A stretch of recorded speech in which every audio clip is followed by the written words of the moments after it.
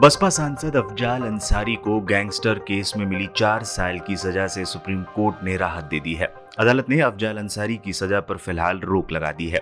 इसके चलते बसपा के अयोग्य ठहराए गए सांसद की बहाली का रास्ता भी खुल गया है। हालांकि अदालत ने ये शर्त रखी है कि वो वोट नहीं डाल सकेंगे और सांसद के तौर पर भत्ते भी नहीं ले पाएंगे, लेकिन उन्हें सदन की कार्रवाई में हिस्सा लेने की परमिशन होगी। अफजाल अंसारी को गैंगस्टर केस में 4 साल की सजा सुनाई गई थी। इसके बाद 1 मई को उनकी लोकसभा की सदस्यता भी चली गई थी। अफजाल अंसारी 5 बार विधायक और 2 बार सांसद रह चुके हैं।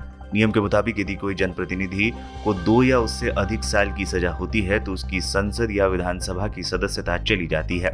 यही नहीं, उसके चुनाव लड़ने पर भी 6 साल के लिए रोक का प्रावधान है। गुरुवार को सुप्रीम कोर्ट की बेंच ने बहुमत से फैसला दिया कि अफजाल की सजा पर फिलहाल रोक लगाई जाए। इसके साथ ही 3 जजों की बेंच ने इलाहाबाद हाई कोर्ट से कहा कि वो 30 जून तक सजा के खिलाफ दायर अफजाल अंसारी की अपील पर फैसला करे। इस मामले में जस्टिस सूर्यकांत और जस्टिस उज्जवल भुइयां ने अंसारी की सजा पर रोक का फैसला दिया, जबकि जस्टिस दीपांकर दत्ता इसके खिलाफ थे।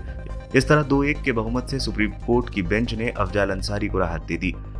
जजों ने साफ तौर पर कहा कि ये किसी भी संसदीय क्षेत्र की जनता का अधिकार है कि उसके पास जनप्रतिनिधि हो या फिर उसका चुनाव कराया जाए। इस तरह शीर्ष अदालत ने अफजाल अंसारी की सदस्यता को बहाल कर दिया। हालांकि कुछ शर्तें लगाते हुए कहा कि वो सांसद के तौर पर मतदान नहीं कर सकते।